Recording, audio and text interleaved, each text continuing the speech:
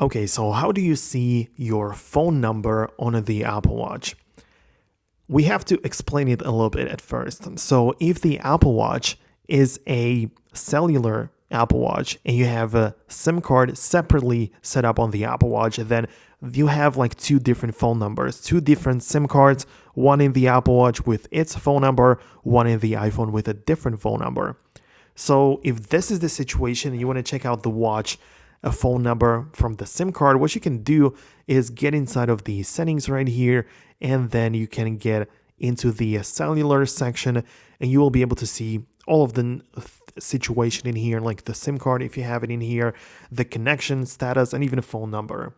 So this only works for cellular Apple Watches. This one, of course, isn't.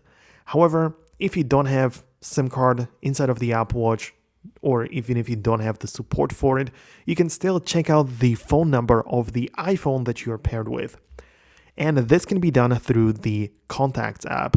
So on your Apple Watch, scroll through to find the contacts right here. You can get inside and you can see the list of all of your contacts. You can see I only have like examples in here, but you can tap on your profile picture right there and you can see right there the phone number, which is going to be the one that you use.